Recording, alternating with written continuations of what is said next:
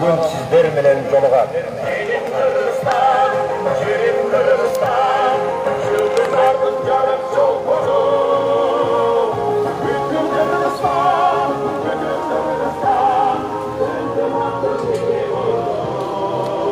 Урматтуу достор, эми мына тунук тартты болуш керек.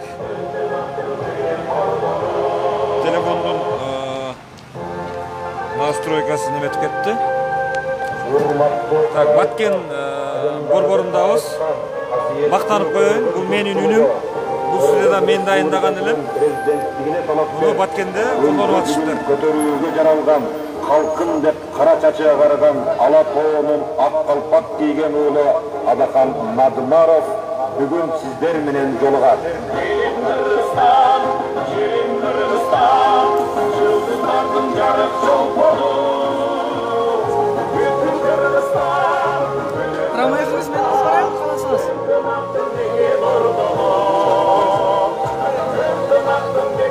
Ырдап тура берсин жолугат.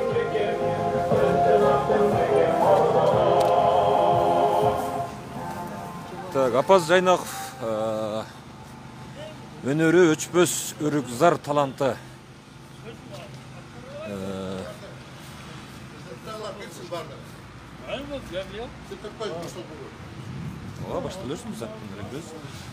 Жолдош мырза, assalomu alaykum.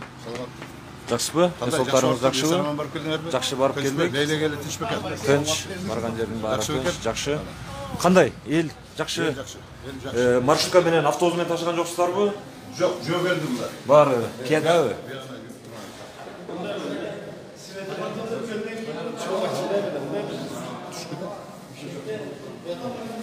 Мына биз кирип бара жатабыз.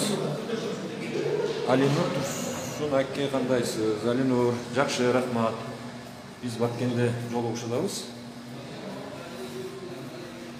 Бөлүшүңүздөр, урматтуу көрүүчүлөр, бөлүшүңүздөр, көпчүлүк болуп көрөйлү. Эң көп жараланган Кыргыз Республикасы болду. Ал кайда кетти десе, азыр эч ким жооп бере албайт. Өзбекстан 10 миллион доллар алды. Кыргызстан $0,5 миллиард доллар алды. Өзбекстан 10 миллиард долларга өпкөнү жасалма дем алдыруучу аппарат чыгаруучу завод куруп коюп, азыр Кыргызстанга, Казакстанга, Тажикстан, Пакистанга сатып атат. Кыргызстан $0,5 миллиард доллар алып, бир оорукана куруп койгон жок. Бул эмне? Ушуну айткан киши сынчы болобу? Ооба, Баткен. Кандай болот? Биз ушуну айтабыз, дейбиз. Эмне үчүн? Себеп ошол $0,5 миллиард доллардын карызын эртең сиз менен биз төлөйбүз.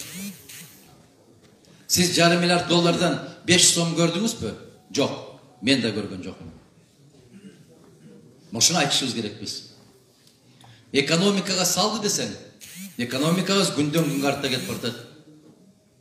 Мындан 40 күн башта еттин баасы канча эле? Бүгүн канча? Ундун баасы канча эле? Бүгүн канча? Майдын баасы канча эле? Бүгүн канча? Шекер канча эле? Бүгүн канча? Бул эмне? Экономика эмеспи? Экономиканын өзү. А ушуну айтып койгон сынбы? Сын. Кандай түшүнсөк муну? Эми ушул биринчи суроо берген киши бүгүнкү жыйын бүткөнчө ушундай сөз угасыз. Айтып койдум. Анын жолдору жана мамлекетти кантип өнүктүрөбүз дейт. Тартипти ордуна коебуз, экономикабыз көтөрүлөт. Мыйзамдуу талаага, конституциянын талаасына киребиз, башка мамлекеттер биз менен эсептешет. Андай болбосо, карап көрүңүздөр. Кыргызстандагы сыртта иштеп аткан азаматтарыбыз, аларга белгилүүрөөк, биздин жаңы 5 октябрдан кийин бийлик биз деп отурган азаматтарды кайсы өлкө тааныды? Кайсы мамлекет тааныды? Кимиңиздер айта аласыздар? Эмне деп тааныды? Эмнеси менен куттуктады? Баракелде. Так билет экенсиз. Өлкө башчысы катарында тааныдыбы? Жок. Кыргызстанда мыйзамдуу бийлик алмашты деп айттыбы? Жок. Биздин тышкы иштер министри Москвага барды. Lavrov emne dedi? Үйдің қожайынның кім екенін біліп жүрміз dedi. Жогорку кеңештин мыйзамсыз төрагасы барды. Эмне деди? Дайым Европа менен Американы карайсыңар, акча керек болгондо эле Россияга келесиңерби деди. Кече жакында Путин маалымат жыйын берип атып, Кыргызстан жөнүндө эмне деди? Кыргызстане постоянная чехарда деди. Беда этого народа деди. Туурабы? Мына суроо берген киши Путинге жазбайлыбы, бизди сындап атып. Кандай дейсиз? Экономикабыз ушунчалык дүркүрөп өсүп кеткенден 1 миллион кишибиз Россияда иштеп аткан жок да. Ошол Кыргызстандагы тартиптин жоктугунан, мыйзамдардын иштебегендигинен биздин жаш жигиттерибиз, кыздарыбыз сыртка чыгып кеткенге мажбур болуп атпайбы?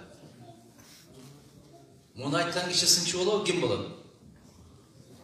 Экономиканы, мамлекетти өнүктүрүүнүн жолу бирөө гана тартип. Тартип 1000 жолу кайталайт, тартип. Тартип болбойду, эч нерсе болбойт. Тартип качан болот? Мыйзамдар кишайсыз аткарылганда. Бүгүнкү бийлик бизде отурган азаматтар мыйзамды кармап атабы? Жок. Эмнеге 28 октябрдан баштап жогорку кеңештин иштеген ишинин бүт баары мыйзамсыз. Жөн эле отурушат көбүрөөк. Ким десеңер ошондой келет. Чимкирик дейсиңерби, какырык дейсиңерби, бүтүндөй баары отурушат. Алардын кабыл алып аткан мыйзамдары мыйзамсыз. 10 январда жараткандан буйрук болуп, сиздердин колдооңуздар менен барып калсак биз 5 октябрдан баштап кабыл алган чечимдердин баарын жокко чыгарабыз биз. Мол мыйзамсыз өтүп аткан референдум, мыйзамсыз өтүп аткан референдум. Азыр дагы суроо берем сиздерге. Мына 10 октябрда мыйзамдын жаңы редакциясын кабыл алабыз дейт. Канча киши отурабыз? 400 киши барбы? 500 киши барбы? Канча киши бар? 500 киши барбы? Ким 10 январда өтө турган референдумдун конституциясынын редакциясын окуду, кол көтөрсүн? Ким окуду? Жокпу? А бирок эртең референдумда Баткен шаары 78 бүтүн 10,7% колдоду деп берет да. Кандай дейсиздер? Окубай туруп кантип добуш бересиздер? Мамлекеттин тагдырын аныктоочу конституция эмес. Үйдө менин бир жакшы индюгум бар. Ошону 2000'ge alasыңбы десе биринчи көрөйүн дейсиңер да. Bir индюк, bir тоок. Биринчи көрсөт дейсиздер да. А мамлекеттин эң негизги документин көрбөй окубай туруп кантип добуш бересиздер? Мындан өткөн мыйзамсыздык болобу? Мындан өткөн жапайычылык болобу, садакаларым, айткыла? Ушуну айткан Мадумаров жаманбы? Же ушуну жасап аткан бийлик жаманбы? Кандай деген? Жап жаш мына бала, айлана, канча жаштасың? 7-ге чыктыңбы? Азамат. Тилекке каршы мына 70-теги аксакалдарыбыз жооп бере албай атат, балам ошого. Мына ошону биз айтып атабыз. Андай болбойт. Себеп конституция боюнча бийликтин булагы, эгемендүүлүктүн туткасы Кыргызстандын эли деп жазылып турат. Эл болгондон кийин конституциянын кандай болушун эл өзү тандаш керек. А окубай көрбөй туруп кантип тандайсыңар? Ошондуктан конституцияны биз ордуна коебуз. Эмне үчүн бөтөн өлкөлөр, өнөктөштөр бизди тааныбай атат? Ошол конституцияны тебелеп токтотуп койгондугу үчүн тааныбай атат. Шертти буздуңар деп атат. Эгер өзүңөрдүн башкы мыйзамыңар болгон конституцияга ушундай мамиле кылсаңар, биздин силерге ишенимибиз жок деп айтып атат. Ошон үчүн сырткы мамлекеттер менен алаканы оңдош үчүн биринчи кезекте өзүбүз ошол тартипке келишибиз керек. Кытайдын карызынан кантип кутулабыз дейт. Кытайдын карызынан кутулуунун эң жеңил жолу бар. Кыйынчылыгы жок кутула турган. Биринчиси мамиле менен, тил менен. кутулушубуз керек. Бирок бир томолоп биздин такшыбыз ал жака өтпөй кетпей туруп чечишибиз керек бул маселени. Бул бир жак. Экинчиси, бөтөн жактан карыз алганды токтотушубуз керек. Кайырчынын куржуну толбойт дейт. Ким колун сунуп кайыр сурап баштаса, биз ага берекенин эшигин жаап коебуз дейт жараткан Аллах Таала. Биз кайырчыбыз. Эмне үчүн кайырчыбыз? Себеп өзүбүздүн акчаларыбызды өзүбүз жеп коюп турган элибиз. Үчүнчүсү, дагы кандай жол менен кутулсак болот алардан? Бар кандай кылып кутулсак болот алардан? Биз иштетишибиз керек. Эмнени иштетишибиз керек? Өзүбүздүн жигиттерди, кыздарды өз мекемебизде, өз мамлекетибизде иштетишибиз керек. Ошондо анан карыздан кутулсак болот. Урматтуу Алахан Кипсанбаев дейт, Казакстанда кулчулукта калып кеткен 10 миңдеген мекендештерибизди өз жергебизге кайтарып алып келгендигиңиз тууралуу кеңинирээк маалымат берсеңиз дейт. Мен жасаган иштерге караганда жасай элек иштеримди айтканды жакшы көрөм. Ал маалыматты сиздер издесеңиздер табасыздар. Мен өзүм унутуп калган маалыматтарды Кудайга шүгүр кайдыгер эмес жеңелерибиз, апаларыбыз ошол интернет булактарына чыгып айтып атат.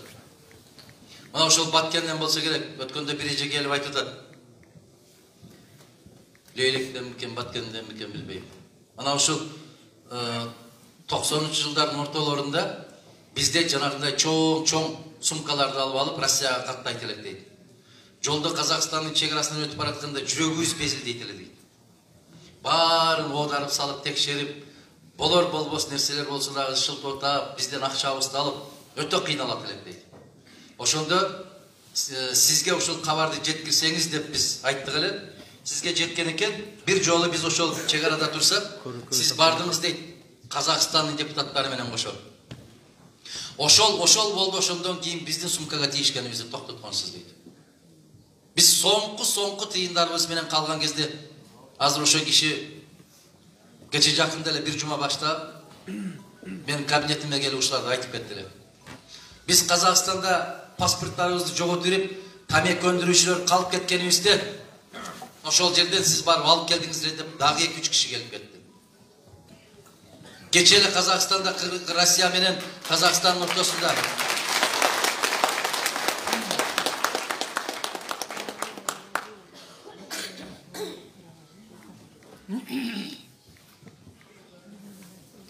Кече эле ушул Казакстан менен Россиянын ортосунда чек-арада Соль Илецкиде бизде 867 жаран калып кетти. Кабарыңыздар барбы ошол жерде чөлдө калып кеткен кыргыздар боюнча? Бир ай жатышты байкуштар. Кайрылбаган жери калган жок. Президентине да кайрылды, өкмөтүнө да кайрылды, баарына кайрылды. Чечип чыктыбы? Маселе чечилдиби? Жок. Мен аргасыз Нурсултан Абишевичке кайрылдым. 37 мүнөттөн кийин жообун алдым. Кайрылгандан 2 сутканын ичинде бүт баарын автобустарды уюштуруп, ошол жерден чек-арадан Кыргызстанга чейин жеткирип койдум. Мен терең агышып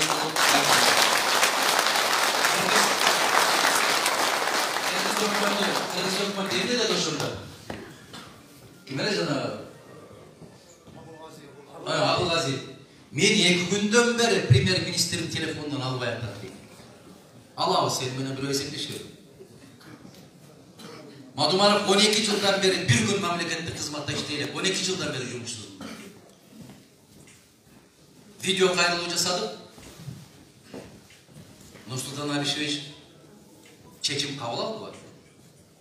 Мага жардамчысы Саматта телефон чалып айттыгы. Аксакалга жеткиздик. Өкмөткө тапшырманы берди. Кудай кааласа адике маселе чечилет. Дагы бир жолу мүмкүнчүлүктөн пайдаланып рахмат айтам ошол азаматтарга. 2 сутканын ичинде ошол маселени чечти. Бир ай жатты эле го биздин азаматтар. Ассаламу алейкум Алахан Кипсанбаев. Чоңалайда 60 000 гектар жерди Кыргызстандын пайдасына чечип бергенсиңер. Ошол тууралуу кеңирээк айтып берсеңиз дейт. 60 гектардан 60 000 гектар ал Сарымогол деген айыл. Сайыз тараганда ошолор Тажикстанның аймағында қалып кеткен. 2001, 2002, 2003 мына ушул жылдарында аябай каттуу аракеттерди жасап атып, бул иштин башында Абсамат Масалич турган. Ошол кезде бизде депутат болуп турган Исмаил Сахич бар эле. Биз ошол аябай каттуу аракеттерди жасап, бир камчы чаптырбай, бир кетмен ары кетирбестен 60 000 гектар жерди кайрадан эли журту менен Кыргызстан чекарасынан өткөрүп алганбыз. Мен кече ошол жактан өтүп баратсам, ошол Сарымоголдогу аксакалдар -20 градус болуп атканына карабай, бизге жолугуп өтөсүз деп тосуп, алдап мени учурашып эле коюп өтөсүз деп, учурашып коюп өтүп баратсак, бир күйүп чай ичесиз дешти. Кирсек, козусун союп, даярдап бышырып отурушкан. Рахматын айтып, курутун берип, батасын берип, андан ары карай дароо коргонун бузатып коюшту. Мына ыраазычылык. Мына чыныгы эл сүйүүсүнө ээ болгон деген ушул болот. Бусиктер менен ташыган жок аларды. Аким келип сен ушул жерден союшунду союп тур деп даярдаган жок аларга. Эл өзү ушул ишке барып атат. Мына ушул элдин берген эң чоң сый урматы. Эми бир маселеси калды, Сарымоголдук туугандардын ошол Кыргыз Республикасынын мыйзамдарын алайык, жер мүлүшүнө ээ болсок деген тилектери бар экен. Аллах насип кылса, бул маселени дагы быйыл чечебиз деген үмүттөмүн. 1941-45 жылдары төрөлгөн карыяларыбыздын паспорт мөөнөтү бүтүп, кайра жаңы паспорт документ тапшырууда туулгандыгы тууралуу күбөлүктү алып келиңиз деп кыйынчылыктар болууда. Ал убакта төрөлгөн чоң ата, чоң энелерибизге туулгандыгы тууралуу күбөлүк берилген эмес. Ошол иштерди жеңилдетүү жагын чечип берсеңиз. Базарбашы кварталы Бөлөбеков Алижан дейт. Алижан мырза, ошол жерде иштеп аткандар 45-жылы күбөлүк берилбегенин билет деп ойлойсузбу? Билбейт да. Билбегенден сурап атат да. Кээ бир учурларда айтып атпайбы? Ошол аксакалдардан сурап, фамилияңыз ким десе баланы чийиктейт. Атыңыз ким? Түгүн чийип. Отчествоңуз ким дейт? Отчество болчу беле ал кезде. Кандай болчу? Жок да ал кезде. Баары атасынын атына жазылган да. Кудай кааласа, бардык нерселерди жолго салгандай эле, бул нерселер да жолго салынат. Кече президенттикке талапкерлердин кол топтоп атканыбызда көрдүңүздөрбү? Өзү толтурсун дейт. Айланай, 80-деги атабыз менен апабыз эмес, 8-класста окугандар дагы толтура албай атат азыр. Чалардын көзү жетпесе, кантип өз колу менен толтурат алар? Алардын укугу бар эмес, ошол кимди тандаган укугу бар. Эми үчүн жаза албаса, көзү көрбөсө, кантип ал укуктан ажырашы керек? Биз жетер замат бул сыяктуу алишемдиктердин баарын жокко чыгарабыз, Кудай кааласа. Ким тандайт, кимди президент кылат, аны эл чечиш керек, аны кагаз чечпейт. Анан текшерди баарын отуруп. Садыр Жапаров почта жолугушууда борборду Ошко кайтарабыз деди. Сиз дагы Баткенге которобуз дебейсизби дейт.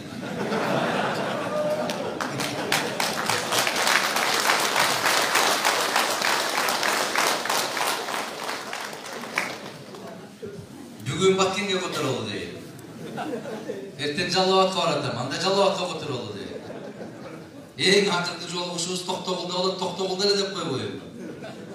Мен антип калып айтып, сиздердин үмүтүңүздөрдү жандырып алдай албайм. Ошко которуу идеясы. Бул бир канча жылдан бери көтөрүлүп келатат. Бул идея бир эле кишиге таанык эмес. 20 жылдын бер жагында ушул идея чыгып атат. Анын ошол которулуу мүмкүнчүлүгү же которуу сөзсүз керек экендигин жыл сайын турмуш тарых далилдеп келатат. Биз ал маселени оң чечилиш жагына карашыбыз керек. Бирок бир киши аны которо албайт. Аны эл менен кеңешип, эл менен чечишибиз керек. Мына ушундай. Мен Мадумаров катары жооп берип койдум. Саясатчы катары жооп берейинби ушул сурообузга? Эң туура айттыңыз. Баткенге которушубуз керек. Мен болуп калсам, Баткенге котором.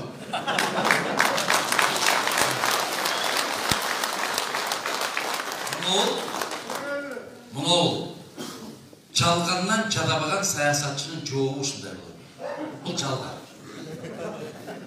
Бирок азыр чыкканда Рахман аке баш болуп менен жүргөндөр айтат. Теп кой бербейсиң болма чейин. Жок. Андай дей албайбыз. Ал мүмкүн эмес. Бийликти башка топтор алмаштырса, үзүрүн бир партия көрүп жатат. Ушул адилеттүүбү дейт. Суроону берипти, сиз дагы өзүңүз жообун аягында жазып коюптурсуз. Мен деле сиздей эле ойлойм. Жок. Биз бийлик алмаштырабыз деп чыккан жокпуз. Биз адилетсиз өткөн парламенттик жыйындын шайлоонун жыйынтыгын жокко чыгар деп чыкты. Биз жападан жалгыз Бүтүн Кыргызстан партиясы биз маңдай терибиз менен өткөн, барьерди аттап өткөн парламентке шайланган депутатпыз. Жападан жалгыз. Биз дагы аякка чыгып шайлоо арамза жолдор менен өттү. Мындай шайлоонун жыйынтыгын жокко чыгарышыбыз керек деп чыккан жалгыз партиябыз. Биз эмнени далилдедик муну менен? Бизге мандатка караганда мыйзамдуулук, тазалык, тартиптүүлүк бийигирээк экендигин көрсөттүк. Болбосо биз өттүк калганын эмне болсун деп тымпый отура берсек болот эле. Жок. Биз депутат болбосок болбоду, бирок Кыргызстанда мыйзамдуулук болуш керек. Азыр Исфанада жолугушуп атсак, Лейликти айтат. Бирөө суройлду. Мыйзамдуулук деп отура бербей, сиз дагы кирип алып туруп, анан кийин жайлабайсызбы дейт. Жок. Бардык нерсе ушул башынан башталат. Биринчи барган жерибизде таза барышыбыз керек. Россия мамлекети биздин бийликти тааныбай жатат. Ушул кетиш болсо, биздин жарандарды Россиядан чыгарып жиберсе, жана бизге келчү КСМ жана башка товарлардын баасын кымбат кылып койсо, эл кыйналып, кайра бийлик алмашуу болуп кетпейби дейт. Өзүңүз сураптырсыздар, жообун сонун кылып жазып коюп берсиз. Мугалимдер эмеспи ошо?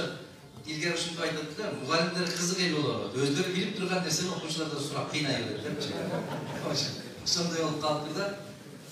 Чындыгында ошондой болот. Кудай сактасын. Кээ бир саясатчылардын, кээ бир саясаттануучулардын сөздөрүн угуп атасыздар. Жанагы Микеев деген саясаттануучу чыгып айтпадыбы? 300 000 кыргызды жиберип коелу, өлкөсүнө алып барып коелу. Ошолор конституциянын ордуна коюп кайра келишет деп айтты. Аны көрдүңүздөрбү? Жириновский эмне деп айтканын уктуңуздар. Кыргызстанда эмне деди? Жалаң бандиттер басып алды деди. Ушунтип айттыбы?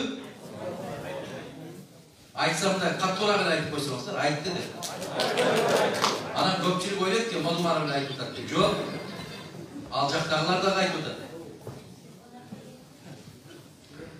Урматтуу Адахан Мадумаров дейт, Баткен эли сизди колдойт. Рахмат. Сиз эле таанылгандыктан бери, сиз элге таанылгандан бери шайлап келебиз. Өкүнүчтүү. Биз шайласак да эсепке албайт. Биздин эл жаш баладан пенсионерлерге чейин сизди жакшы билет. Алла биз колдойбуз. Баткен коррупцияга малынып калган дейт. Коррупционерлер кетпесе оңолбойбуз дейт. Баткен коррупцияга малынган жок. Коррупцияга малынгандар келип Баткенди ушул баккага сазга тыгып атат. Баткен таптаза калды эле. Мына ушул аятта айттым эле. Өтө чоң бир вирус келет, ушул вирус Баткенге келбесе керек. Бирок келди. Келмек турсун ушул жерде кайнап баштады. Кайда башталды ушулардын баары? Арам бийликтен башталды. Арам шайлоолордон башталды. Биз башта адамдын адамдыгына карап туруп добуш берген болсок, азыр адамдын чөнтөгүнө карап добуш берип атабыз. Мага мына ушул Испанияда бир суроо жагып калды. Коррупционерлерди токтотуунун жолу кайсы дедилер? Мен айттым, коррупционерлерди токтотуунун бир гана жолу бар. Муну жерди токтотуш керек. Эл өзү муну жерди токтотуш керек. Мына жер ачык болгон сайын коррупция көбөйөт. Биз адамдын акылын тандабай, акчасын тандап добуш берип атабызбы? Эмне берет экен деп. Эми караңыздар, биз жолго да машина менен келе атабыз. Жолда бир эле жигиттин сүрөтү турат эле. Баракелде. Биз президент тандап атабызбы? Же сулуулардын конкурсун өткөрүп атабызбы? Не кылып атабыз? Кандай дейсиңер? Эгерде ким көбүрөөк сүрөт илгенди шайлай турган болсо, анда ачык айтпайбы. Сүрөтүңөрдү илгиле, ошого жараша кандайбыз деп. Ошол сүрөт жаныбердин бирөөсү Бишкекте орточосу 80 000 сом болот. Орточосу. Жаш балдар, аксакал аталар эмнелер билбесе дагы ортомун билет. Бир билборд деген ошол жанагы турган темир. Бул да өзүнчө чоң бизнес. Кыргызстанда эме көп шайлоо көп. Бүгүн болбосо эртең болот деп туруп. Мына ошол билборд чоң болсо 80 000, кичирөөгө 50 000. Анан жанагы 200 000диктери бар. Жана жолдун бул бетинен бул бетине чейин тургандар бар. Мен эсептеп атам. Кыргызстан боюнча канча сүрөт илинип турат, момойгон. Эсебине менин башым жетпей койду. Канча акча төлөш керек ошончо илиш үчүн. Не дейсиздер? Орто эсептен алыңыздар 50 000ден төлөп атат деп. Бир Баккендин өзүндө канча жерден көрдүм мен. Азыр ошо демеден келе атабыз. Колумдудан бери келе атабыз. Кайда акча бул? Кайдан табылды? Анан сиздер айтасыздар, коррупция токтойт. Жок, коррупция токтобойт. Коррупцияга баткан азаматтар ошол сүрөттөрдү илип атат.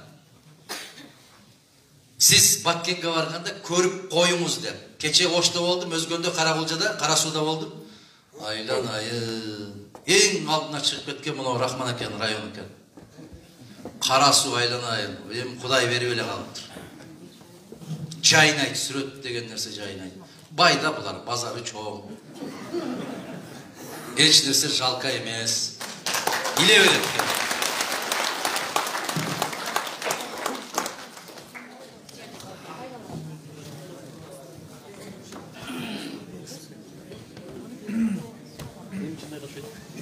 Тердетесиңер да ушундай суроолор менен. Рахмат. Мына ушул коррупцияга деген, коррупцияны жоёбуз деген азаматтар ошолордун акчасы менен сүрөтүн илгенден кийин ал коррупционерге эч качан тийбейт. Тие да албайт. Ошон үчүн илип коюшат. Кече Каракулжа менен өзгөнгө барганда бир эжекебиз чыгып айтты го. Айланайын, намысы жоктор. Атты да уят кылдыңар, атты мингизип алып аттын алдына жарышып жүгүрүп деп. Мына ушундай болуп атабыз биз. Айланайындар. 18 талапкер бар. 18 талапкердин эч кимисинин сүрөтү жок го. Таанисыздарбы кимдер чыкканын? Билесиздерби кимдер талапкер? Билесиздер ошо 5-6. Эмне үчүн алардын сүрөтү жок? Эмне үчүн башка талапкерлер келсе, сиздерди бусик менен ташыбайт? Неге? Ал жигит айтпады беле, мен жөнөкөй катардагы жигит катары баратам деп. Аны эмне кыйнап атасыңар жөнөкөй жигитти? Мен ушуга түшүнбөйм. Бирок элден 1000 айланса болот.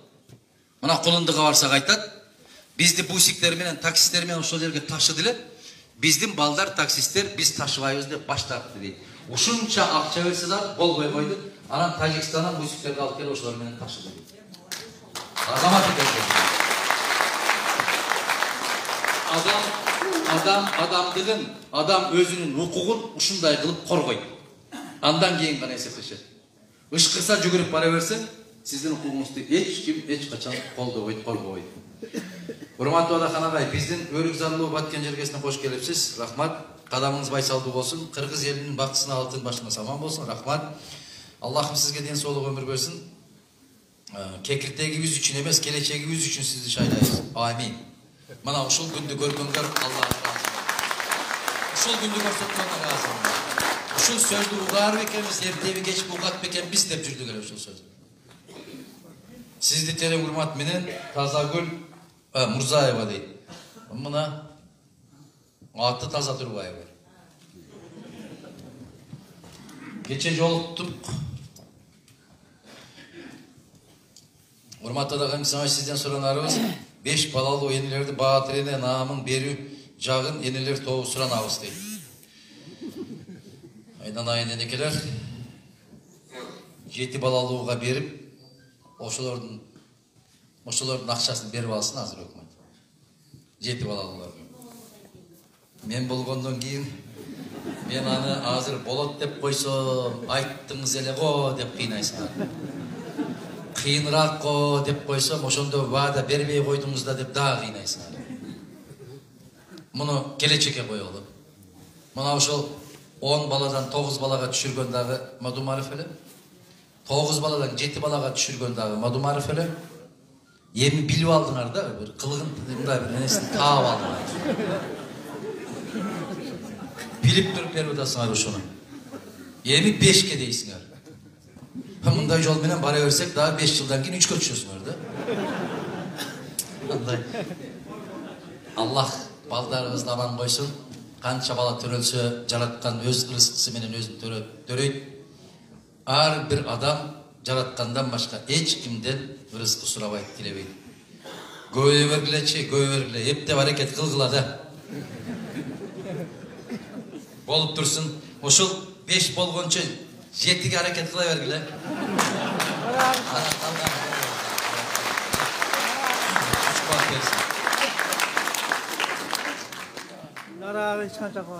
Assalamu alaikum Adakhanouka deydi. Sizdi 10 жылдан бери шайлап келе жатабыз. Дагы үмүт үзбөйбүз. Аллахым колдоп жеңип чыгыңыз. Биз чек-арада жашайбыз. Кызыл китеп алдык. Жаңы бөлүнгөн участкабызга там салайлы десек, Тажиктин солдаттары келип салдырбайт. Өкмөткө барсак сала бергиле дейт. Ылайым жеңип чыгыңыз, ушул маселени чечип бере аласызбы? Чоң тала айылы дейт. Кудай кааласа, чоң талабы, башка айылбы, кандай болгон болсо дагы, айтор биз канаттууга кактырбайбыз да, тумшуктууга чокутпайбыз. Biz ошондой өлкө курабыз, Кудай кааласа, ошон үчүн баратабыз. Ошол үчүн бараттан азаматтардын баарын бут тосуп, ар кандай ыкмаларды колдонуп аткандыгы ушул. Ошол маселелер чечилбес экен деген аракеттин үстүндө жүрүшөдө. Биз дагы ким келип эмне убада берсе ошого ишене бербей, өзүбүз дагы кичине ой жүгүртөлү. Кимдин кандай маселе чечкенге мүмкүнчүлүгү бар экенин карайлы. Кимдин чечкиндүүлүгү жетет, кимдин тажрыйбасы жетет, ким башка мамлекеттер менен сүйлөшө алат, ким жок дегенде жазып берген кагазды так окуй алат, ошого караңыздар айланайындар. Мен жана колумду да айттым. Bir torpok tandasаңыз дагы 2 saat, 3 saat базар тегер эмес го. Кыргыздын депутатын тандап атканда дагы, президенттин тандап атканда дагы эч ойлонбойсуздар го. Ушул жарайбы деп айтпайсыздар го. Канчадан берет экен деп эле сурап коесуздар го. Мына кече дуулдап чуркап жүрүп баарыбыз биримдик менен мекеним Кыргызстанды шайладык. Bu жерде отуруп атасыз, эч нерсе билбегендей бул. Жок, токтоп туруңар. Азыр баарыңар мени шайлаган болуп чыгасыңар. Баарыңар мени шайласаңар, эсеп каякта? Мына ушул жерде отурган бар, арабызда бар, жок эмес. Бар. Кымыйып гана отурат. Эч билдирбейт. Бирок ошол алган каражат кайда? Өлкөң кайда, элиң кайда? Эмне болду? Не болду? Ким ууру? Ошол акча алып шайлаган киши ууру. Эмнеге? Ал кимден уурдады? Ал мына ол өзүнүн неберелеринен, өзүнүн балдарынын келечегин уурдады. Эмнеге? Ошол акча алып алган кишилер ал жерге татыксыз эле, сабатсыз эле. Мына ошол кишилерди шайлап коюп, өз балдарынын неберелеринин келечегин уурдап коюп, акырын комтунуп ысык орун алып отурат ушул жерде. Кандай болот? Ууру эки түрдүү болот. Буюм уурдаган ууру болот. Мамлекеттин, элдин рызкысын, келечегин уурдаган уурулар болот. Ошол уурулар баягы шайлоодо жайлап коюшат. Кана бүгүн ошол биримдикке салбасаң, мекенім Қырғызстанға салбасам деп қорқытқан зөөкүрлөр қайда бүгін? Жоқ қой. Мен ушул Баткен менен жолугушалы деп жайында келсек, барыңыздар қорқып қаштыңыздар ғой. Эмнеге? Мұны ол маданият үйін тегеретіп, милицияларды отырғызып шахмат ойнатып қойған екен ғой. Естідіңіздер ме? Алыстан мындай қарап қойып тұрып кетіп қалдыңар ғой, маған келе албадыңар ғой. Қана ошол милициялар. Қайда? Мына Исфанада сұрадым. Баяғы стадионда тұрған милиционерлерден. Сілерге ушундай жасағыла деп бұйрық берген Қашқар қаяқта генералыңар? Қаяққа кетті? Өздері таппай атады, мен емес азыр. СМБ ГКМБ-нын жетекшісі Ораз Опынбаев. Қана ошол ер азаматтар сілерге бұйрық берген. Мадумаровты ел менен жолуктурбагыла деп бұйрық бергендер қайда бүгін? Соңғы жолы қайрылайын, туғандар. Қасиетті халық. Ешкімден қорықпашы айламай. Титребечі. Өз өміріңді өзің қалағандай сүрчү. Өзің жақсы көрген адамды барып құшақтап еле, айтчы, жақсы көрем сені деп. Жаман көрген адамыңа титребейле, сен маға жақпайсың деп, айтчы. Жүректі еркіндікке шығарғылачы. Ең еркін дем алғанды үйренелічі. Қачанға чейін бізді айдап жүрішет бұлар. Қачанға чейін бізге бұйрық берет бұлар. Айтқыла өзіңіздер, жетішет дегілер. Мен адаммын, менің таңдауым бар, менің ақылым бар. Мұны ол телефондарға шығып атқандарға ішенбейм. КТР, ЛТР, МТР сияқтуларына түк ішенбейм мен. Жалған. Бусике салып қинап алып баратса, тоқтот де, мен түшем де, барғым келбей атат де. Салып қойса кете бере өз базарға кетіп бартқан қойдай ол. Тоқтот дегілер. Мен түшем дегілер. Мен барбайым ал жаққа дегілер. Мына ошондой ел ғана бактылуу жашаганга укугу болот. Мына ошону каалаймыз. Мына ошо Баткенге келгенде дагы айтып аттыңыздар эле. Биздин паспорттарды топтоп алып кетти. Ким? Мына эжелер, эсиңиздерде мен сурадым эле сиздерден. Сиздер өзүңүздөр паспортты алып берип чыгып бердиңерби, же үйүңөргө кирип алар өз паспорттарды таап алдыбы? Өзүңөр алып чыгып бердиңерби? Кандай дейсиздер? Туурабы эже? Аллах баарыбызга инсаф берсин. Ассаламу алейкум Адахан Гимсанбаев дейт. Менин суроом, неге Садыр Жапаров келип элдердин суроосуна аткарам, кылам деп жооп берип жатат, элдердин проблемаларын али аткаралы деп жатат, антип сүйлөшүнө укугу барбы? Курбанов Нуршан дейби? Нурлан. Курбанов Нурлан дейт. Эми ал жигиттин укугу барбы жокпу мен билбейт экенмин. Ал жигиттин негизи мамлекеттин эсебинен жүргөнгө укугу жок. Ал жигит мамлекеттик резиденцияда жашаганга да укугу жок. Ал жигит президенттикке талапкерлигин койгонго да укугу жок. Конституция тыюу салат, мен эмес. Президенттин милдетин аткаруучу президенттикке кое албайт деп конституцияда жазылып турат. Аны ар кандай окуган киши түшүнөт. Жооп боло берет дейт. Баратат. Мени эл жакшы көрүп атат дейт. Стадионго батпай калып атат дейт. Батпай калып атканын көрүп атат да.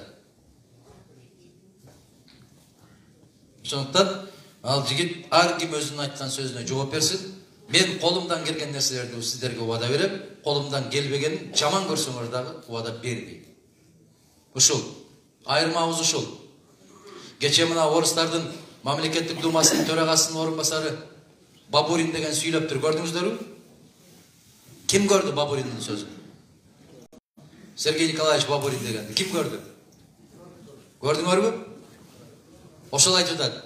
Мадумаровдун бир гана кемчилиги бар, он слишком честный дейт. Кээ бир жерде алдап салдап өтүп кетиш керек эле дейт да. Андай болбойт. Биз боло турган нерсени гана айтышыбыз керек. Адахан Кесенбаевич, сизди Аллахым өзү колдосун. Мен Кыргызстанда азыркы учурларда зордук зомбулук көбөйүп кетти. Менин жеке оюм зордук зомбулук көрсөткөн адамга өлүм жазасын бериш керек. Иншаллах президент болуп калсаңыз ушул өлүм жазасын киргизе аласызбы дейт. Өлүм жазасы менин жеке оюм. Анын калк менен кеңешебиз, анан силер чечесиңер десем жалган болуп калат. Мен жеке оюм өлүм жазасы болушу керек. Болушу керек. Себеп айбан кылбаган кылыктарды кылып аткандарга жашоо бул дүйнөдө болбойт. Ал адилетсиз болуп калат. Караңыздар, 3 жашар балдарды, 3-4 жашар кыздарды зордуктаган бул бир жан бар жасабайт ушул нерселер. Ошол адам ошол. Ошону биз өмүр бою кайтарып, өмүр бою тамак берип, кийим кийгизип отурушубуз керекпи? Ал эч качан адам болбойт. Менимче бул жазаны киргизиши керек.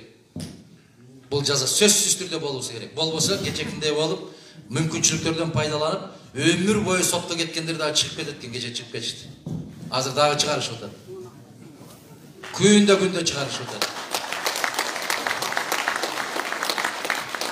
Ошол коллегалар келип кала турган болсо, коллегалар ал жакта калбайт экен. Ушунан итет болушубуз керек. Саламатсыз Адахан агай, кош келипсиз. Биз Баткен районунан 60-80 чакырым алыс жайгашкан айыл тургундары Сох анклавы аркылуу өтөбүз. Азыркы учурда кезекте туруп 1 сааттан ашык кармалабыз. Азыр болсо 1-январдан загранпаспорт болбосо өткөрбөйбүз деп жатышат. Алган буюмдарыңа сөзсүз справка керек. Ал эми ошол анклавга кыргыз тараптан тонналаган көмүр, чөп кирсе мүмкүн, бирок биз bir kap un alıp çıkkanга mümkün emес. Ошол көйгөйлөрдү чечкенге болобу же болбойбу дейт. Рахмат. Мен буга чечкиндүү түрдө айтам. Муну чечкиндүү түрдө айтам. Чечсе болот. Bir күндө чечсе болот. Кантип чечет муну? Акырын Өзбекстандын президенти Мирзиёев мырза момундай азамат. Керемет азамат. Айткан сөзүндө турган азамат. Аны менен адамча сүйлөшүш керек бар. Аны менен сүйлөшө турган киши болуш керек. Ал киши президенттикке келгенде не деп айтты эле? Биз ушу 2 өлкө, 3 өлкө, 4 өлкө чыгарылаш болуп турган өлкөлөр тирешпестен кызматташышыбыз керек деген. Бирок ал киришин түшүнгөн биздеги дөдөйлөр болбой атат.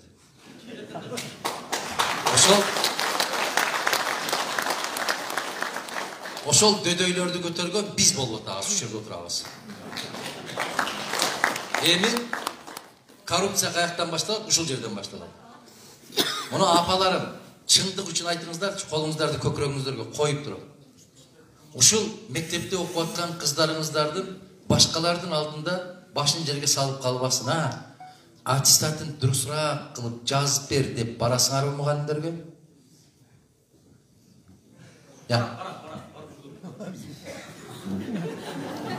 Коррупция ошол жерден башталат. Менден чындыкты талап кыласыңар, өзүңөр чындыкты айтпайсыңар. Же мейли, мектепке барбаңыздар. Şu келинimдин кичине bir аяк оорураак эле качан келишини билбейм. Кокустан келип калсак, bir дурусураак карап койгун деп төрөтүйлөргө барасыңарбы? Барасыңар. Бул дагы коррупция. Ал ансыз деле карашы керек. Анан окуп аткан балаңыз барып сессия тапшыра албай келсе, уят болбогундагы, манауны алып баргындагы барып алып келгин деп бир нерсе бересиңерби? Мына бир да суроого жок деген жооп укпайм. Демек, коррупция гүлдөп баткенде жана мартта өрүп гүлдөгөндөй гүлдөп атат. Ушундай гүлдөп атат азыр жадырап. Анан ойлойсуңар, коррупция Бишкектен келет деп. Жок, ушул жерден башталат. Тамыр ушул жакта. Бала бакчадан эмес, төрөт үйүнөн башталат. Детсад деген ошо бала бакчабы? Мен айтам го дайым, айылга келгенде бул киши өйлөнүп кетем анча-мынча.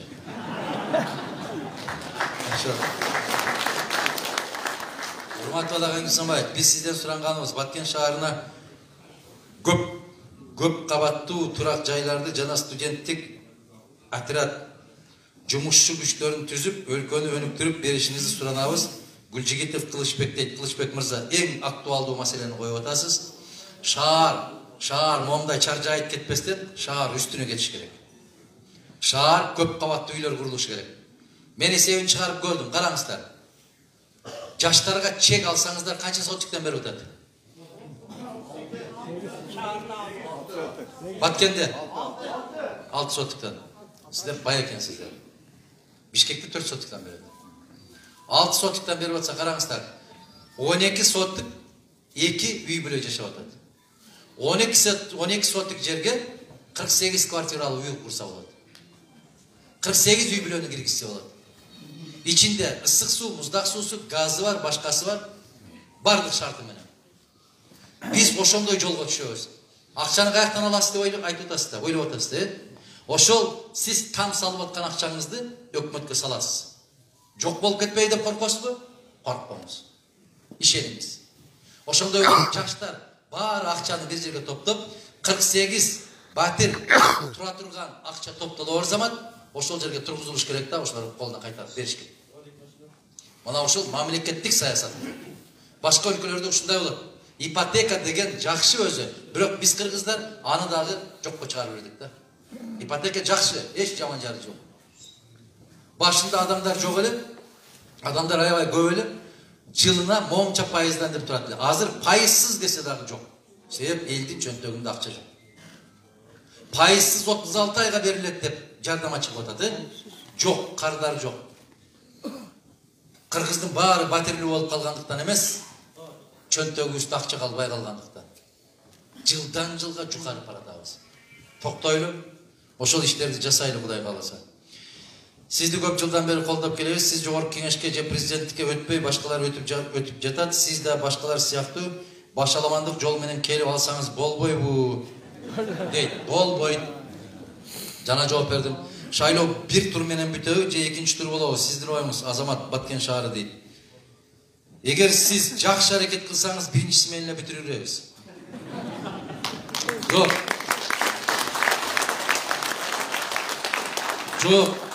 Дагы бираз созулсун десе, анда 24-үнө барып калышы мүмкүн.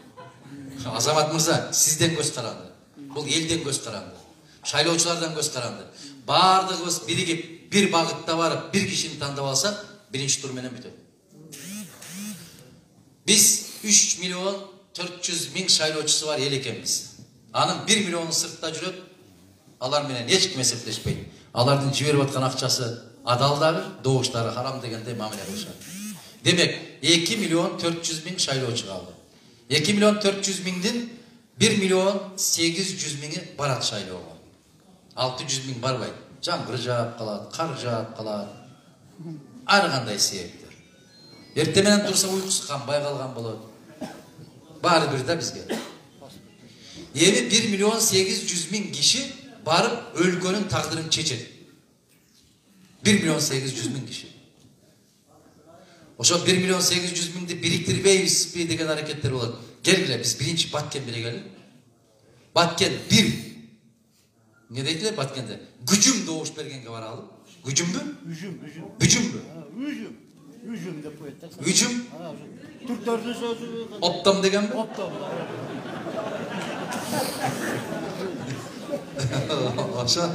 Ошондойго бара алабызбы? Барабыз. Барышыбыз керек, башка жолубуз жок.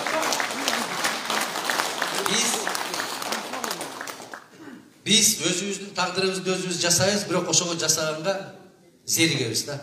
Баргыбыз келбей калат. Американы караңыздар. Канча шайлоочусу бар экен? Байденди колдоп бир 80 миллиону чыкты. Трампты колдоп дагы бир 80 миллиону чыкты. Айланайында сандарын көрүп атасыздарбы? Мына Түркияда 50 миллиондон ашык шайлоочу бар. 50 миллиондон ашык. Saat 8'de бүтөт. Saat 8'de 5 мүнөт өткөндө ким утканын жарыя кылат теледен. 50 миллион шайлоочуну эсептеп чыгат. Кыргыздарда 1,5 миллион катышат. 20 күн эсептеп бүтпөйт да. Эмне деген өлкөбүз өзүбүз? Эмне болгон адамбыз биз? Россияны караңыздар. 144 milyon halkı var. Anın içinden 80 milyon sayılıyorçusu var. Saat 8'de bütöt, 8'den 2 minut ötkönde kim uttu prezidentlikti? Kaysi partiya uttu? 8'den 2 minut 3 minut ötkönde жаңылыктардан biri. 100 milyon şaylooçusu var. Өлкөлөр ушундай бар. Biz Kırgız 1,5 milyon şaylooçunu 10 gün esepleyiz. Uyat. Sizge birinci sorum deydi. Batken şahri, Batken rayonu Борбордон 1000 çakырым алыс жайгашкандыктан жашоо шарт оор, газ жок. Газ менен камсыздаса болот. Ачык эле айтам, болот. Болгондо да бөтөн жактан алып келбей өзүбүздүн газ менен камсыздаса болот. Кол чаппаңыздар. Бул кол чаба турган маселе эмес, бул ыйлай турган маселе. Муну жерден газ чыгып атат, мына. Кыйкырсаң була турган жерде. Болот дегенге кол чаап тургула, бирок мени дагы мындай эмнеге салбагыла, мен ушул нерсеге көмбөдүм. Мактаганга көмбөдүм. Анан ушу кол чаап атканыңыздарда ушул ишке ашпай калса, мен көзүңөрдү кантип карайм деп корком. Сиздер кубанып атасыздар жаш баладай болуп. Мен быйыл келдим дагы, кийин келбейм деген саясатчылардан эмесмин. Мен Кудай насип кылса, жакында эле келем деген. Келип ушул жерде турганда, баягы баада кайда деген сөзүңөрдү уккум келбегенден корком. Biz айтып коюп кете бергендерден эмеспиз. Кайсы бир жылдары текесекирик маселеси ишке ашса Баткен суудан кыйналбайт деген сөздөр болгон эле. Текесекирик маселесин чечсе болобу, бирок бул сөздөр башка адамдар тараптан чыккан. Текесекириктин маселесин биринчи биз айттык эле.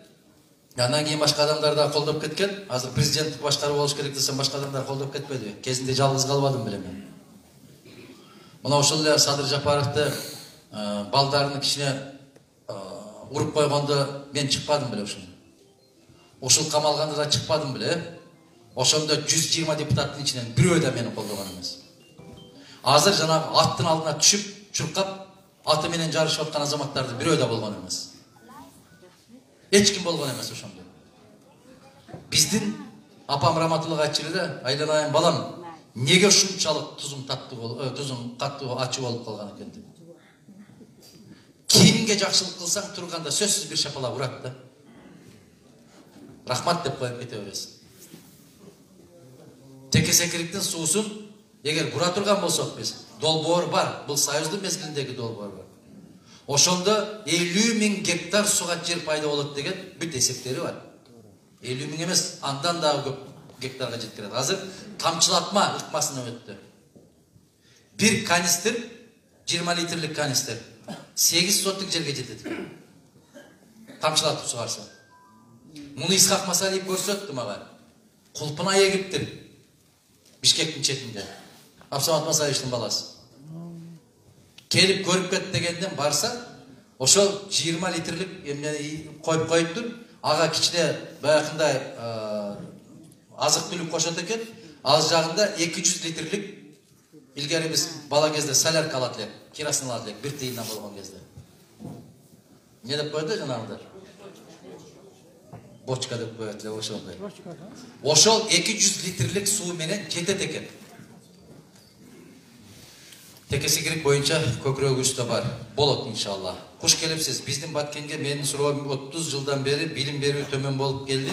Орус, англис тили жакшы окутулбайт. Менин тилеген балдарым, англис, орус тили эркин сүйлөп чыгуусун каалайм. Ушуну кылса болобу дейт. Болот. Мына азыр эле испанада айттым. Чексиз ыраазы болуп айттым. Эч качан ушундай суроо берилиши маселе билим деп калып турбас. Демек биздин жолубуз тандообуз туура. Бешиктеги баладан баштап, бала бакчадан баштап билимге сугарбасак, биз сабатсыз эл болуп баратабыз. Мына азыр караңыздар. Муну апаларым гана кичине сары көйнөк кийип, башкачараак көрсөтүп турбаса, муну жактан караган адамга Рахман экени караңыз. Кап кара кийинип отурабыз го баарыбыз. Муну ажыны караң. Рахман экенин го кичине тебетеги жок дегенде сарыраак экен. Биздин шарфыбыз кичине сарыраак экен. Баштан ылдый пайабызга чейин кап карады. Мага бир чет өлкөлүк бирөө айтты. Силер бактылуу боло албайсыңар деди. Эмнеге десем, силер өтө эле кара кийинет экенсиңер деди. Ушул адамдын психологиясына таасир кылат деди. Эч качан кабагы ачылбаган адамдар ушундай кийинет дейт. Турмушуна нааразы болгондор кийинет дейт. Мен айттым, сиз жаңылышасыз дедим. Неге дейт? Биздин эл практикалуу жакшы болот. Кирчимек деп коет дедим.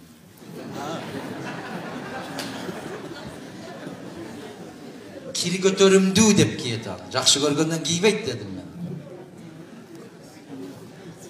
Биздин көчөлөрдө сиз ак кийинип бир жүрүп көрүңүз, мен көрөйүн дедим. Же ошондой сарала кийинип, кызыл тазыл кийинип, бир жолу маршруткага түшүп, анан кийин түшүңүз эле. Көйнөгүңүздүн кандай болгонун көрөйүн. Биздикилер кир көрүнбөсүн, уялам деп кара кийет дедим. Түшүнбөйт алар бизди. Урматтуу Адахан агай дейт, сизден суранарым, өткөндө Россияга барганда сиздин сүйлөгөнүңүз сөзүңүздү элге кайрадан түшүндүрүп бериңизчи. Кыргыз орус болуп, анан кыргыз болуш керек деп комментарий жазып тажатты дейт. Мен айткан сөзүм жалганбы? Мону Салижан Жигитов деген илимдердин доктору профессор агайыбыз болгон. Ошо кишинин сөзү бар. Кыргызга орусча сүйлөмөйүнчө ишенбейт деген сөзү бар. Уккансыздарбы? Уккансыздар. Эми ошолордун айтканын айтып койсом эле мени жемелей бересиңерби? Бизде ушундай тамаша бар дедим. Орус болуш үчүн биринчи кыргыз болуш керек деп айттым. Интервьюда. Ал жалганбы? Мына энелерибиз деле айтат да, пенсиябызды задержка кылып бербей атат дейт. Туурабы? Мен успеть этпей калдым дейт. Кайсы тилде сүйлөп атабыз? Орус тилинде сүйлөп атпайбызбы? Анан кимсиң десем, кыргызмын дейт. Кийинки этабы орус болот анан. Чыңгыз Төрөкулович эмне деди Айтматов? Коштун эки канаты бар дейт. Бир канаты кыргыз тили болсо, экинчи канаты орус тили деди. Жандай эмеспи? Могу жерде отургандарыбыздын ар бирибиздин жок дегенде бирден экиден туугандарыбыз азыр Россияда жүрөт. Алар кайсы тилде сүйлөп атат? Орусча сүйлөп атат да. Лейлекче, баткенче сүйлөп аткан жок да. Алар түшүнбөйт да. Хотя орустар айтып атат азыр. Без кыргызского языка сейчас в Москве никуда дейт. Не обойтись дейт. Кыргызчаны үйрөнүшүп атат алар. Тамаша чыгып атпайбы ушундай болуп видеолордон. Ошондуктан анча-мынча тамаша айткан сөздү түшүнбөсө, алардын деңгээлине түшүп, алардын комментарийин окубай эле коюңуз. Мен негизи өзү комментарий окубайм. Менин суроом төмөнкүчө дейт, урматтуу Адахан Кимсанбаевич, 275 метр жер туурасында бул жерлер сизге чейин эле биздин совхоздун директорлору сатып жибергени элдин оозунда эле жүрөт. Бирок ошол кишилерге бетине айта алышпайт. Менин сизге суроом, сизде канча гана мүмкүнчүлүктөр болгон? Ар кайсы бийлик бутактарында иштеген адам катары ушул маселени же ошол совхоз директорлорунун кылмыш ишин ачыктап берген эмессиз.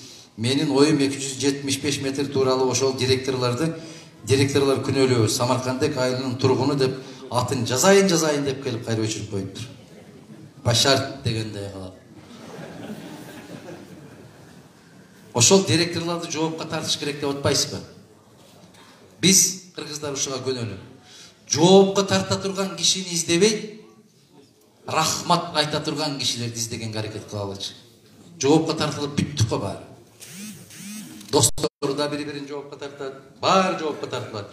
Эми ошол жер боюнча, ал госрегистр боюнча кайсыл жакта жер кимге таандык экенин жакшы билишет жазып аткандар. Биз ошол проблеманы чечтик. Азыр мына көк таштан өтүп келатканда мен балдарга айтып келатам. Мен мамлекеттик коопсуздук кызматынын катчысы катарында, мамлекеттик ишмер катарында ушул жерге келгенде корктум. Неге? Ошол суу кандай суу деп аталат? Ак суунун ар жагында дагы, ак суунун бир жагында дагы узун автоматтарды илип алган тажиктин аскерлери турчу эле. Эсиңиздердеби? Ары өтүп баратсаңыздар да текшеретиле, бери өтүп келетсаңыздар да текшеретиле. Ошол Ак Суу дарыясынын четинде чегара кызматкерлери турат эле тизилип. Биздин кыз келиндерди чечиндирип алып, ошол жерден текшерет эле. Мен карап турсам, ошол палаткага кире элеңиздер, ошол жерден чечинип көрсөтүп, анан ар жакка чыгып кетет элеңиздер. Эч нерсе жок дегендей болот.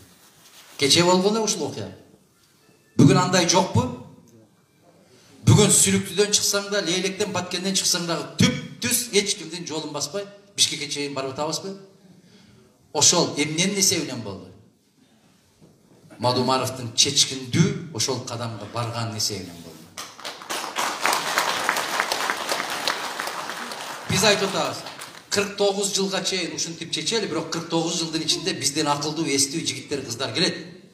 Алар чечип алсын. Бирок бүгүн мына кээ бир жигит жазып коюптур го, келечекке кызмат. Мен келечек эмес, мен бүгүн ыйлап аткан баланын бүгүн соорогонун каалайм. Келечектеги соорогонун эмес, азыр сооросун.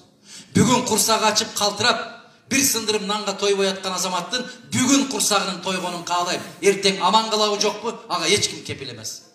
Бүгүн ооруп аткан адамды жаны ооруп аткан болсо, ошол жаны ооруп аткан кишинин денесинин бүгүн сакайышын каалайм. Эртең бүрсүгүн эмес.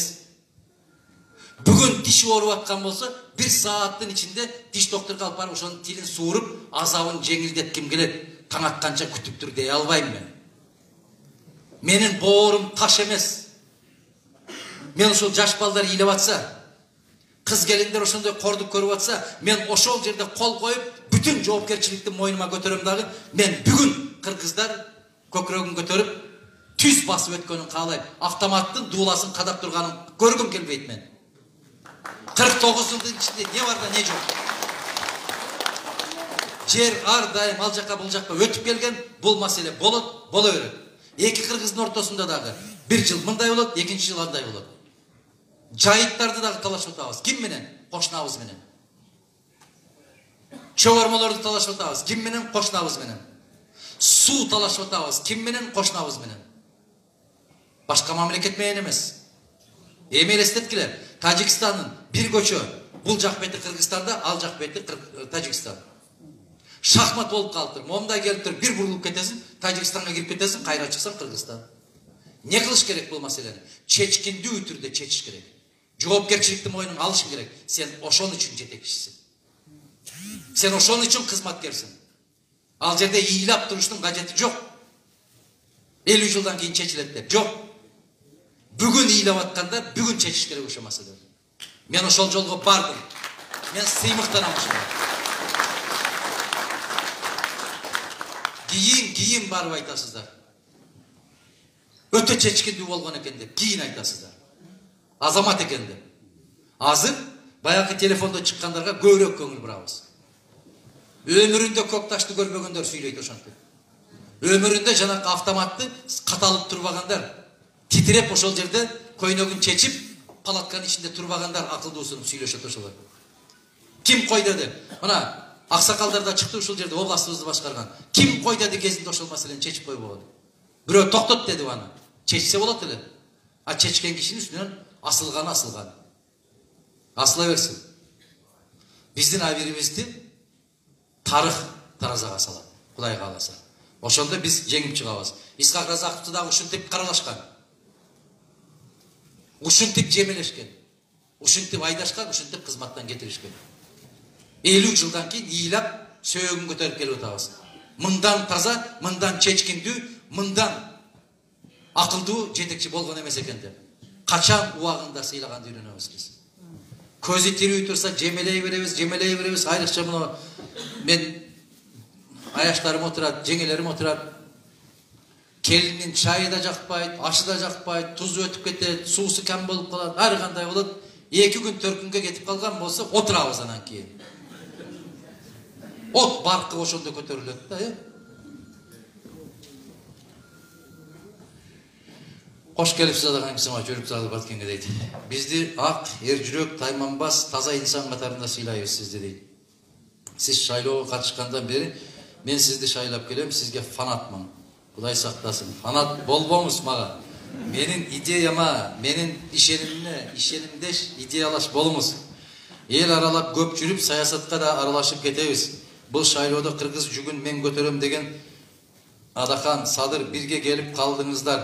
Буга эл эки анжы болуп калды. Буга көз карашыңыз экинчи суроо дейт. Биринчисине жооп берейин. Биз экөөбүз бирге болуп калган жокпуз. Экөөбүздүн жолубуз тилекке каршы эки башка болуп калды. Мен мыйзамдуулук жолу деп мыйзамдуулук жолу менен баратам. Ал иним боло берет деп боло берет менен баратат. Экөөбүз бир болуп калган жокпуз. Сиз эки анжы болбоңуз. Кыйналбаңыз. Сизде тандоо бирөө гана турат. Же мыйзамды тандаңыз, же Путин айткан чыхарданы тандаңыз. Бүттү. Эмнеге кыйналасыз? Кыйынчылык жок бул жерде. Экинчи суроо. Чегара маселеси ийне жибине чейин маалымат бербесеңиз, эл ишенбейт. Эл ишенбейт. Эл мен эмес, пайгамбарга да ишенген эмес. Мен киммин пайгамбарлардын алдында? Салих алейхиссалам деген болгон тарыхта пайгамбар. Ошону эл ушинтип сынаган.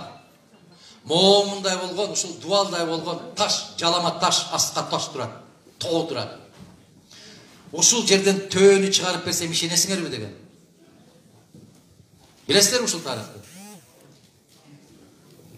Ушул жерден төө чыкса ишенесиздерби деген Аллахтын бар экендигине. Ишенебиз, токтоп тур деген. Кандай төө чыгат дейт? Кандайын каалайсың? Төө ак болсун деген. Сен ар кандай төөөнү киргизип алышың мүмкүн дейт тоонун арасына. Эми элестет келет, таш. Анан экинчиси айтат, токто дейт. Сен ар кандай түстөгү төөөнү киргизип коюшуң мүмкүн, айтканын чыгарып коюшуң мүмкүн. Төө бооз болсун дейт. Макул дейт. Деп Аллахтын амири менен тоо жарылат дагы айткан ак төө чыгып келет. Ушул моюзаны көрсөткөндө дагы эл ишенбей койгон. Мухаммед саллаллаху алейхи ва саллям пайгамбарыбыз дагы сен сыйкырчысың деген. Сен акынсың деген. Мына Куран Аллахтын сөзү эмес, сен өзүң жазып алгансың муну деген. Муса алейхиссаламды дагы сыйкырчысың деген. Алардын алдында мен киммин?